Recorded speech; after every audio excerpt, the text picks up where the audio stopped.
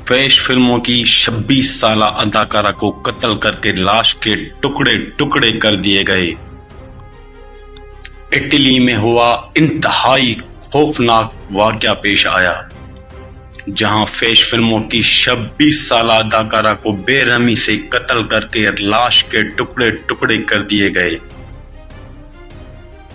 बैनुल-अक़वामी media के मुताबिक police ने 43 साला बैंकर डेविड फोंटेना को मुबीना तौर पर कैरोल माल्टेसी को कत्ल करने के इल्जाम में गिरफ्तार किया है। कैरोल माल्टेसी शार्लेट एंगी के नाम से भी मशहूर थी।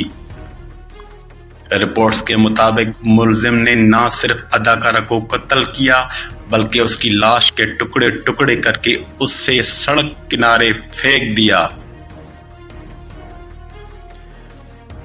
मुलजिम पर कत्ल, शवाहिद को तबाह करने और लाश को छुपाने के संगीन इल्जामात लगाए गए हैं।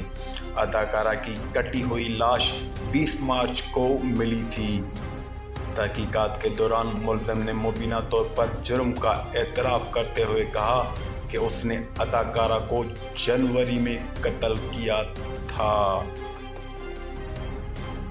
उसके अलावा उसने इंकशाफ किया कि कत्ल करने के बाद उसने लाश को डीप फ्रीज़र में रख दिया था, बाद अज़ां 1 माह बाद सड़क पर फेंक दिया। रिपोर्ट्स में ये भी बताया गया है कि मुत्तफ़ी और मुलजिम डेविड फोंटेना एक दूसरे को पसंद करते थे, ताहम उनके ताल्लुकात तेज़ी से ख़त्म हो गए थे। पुलिस ने शुबा ज़ाहिर किया है कि अदाकारा पर हथौड़े से हमला किया गया था।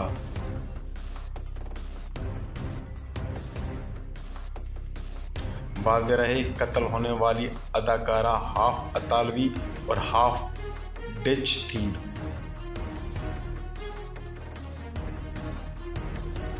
फैश फिल्मों में काम करने से कबल वो एक परफ्यूम की दुकान में बतौर मुआवने काम करती थी।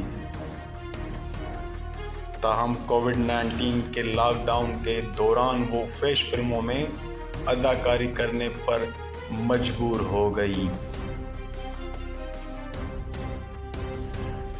अदाकारा की एक 6 साला बेटी भी है।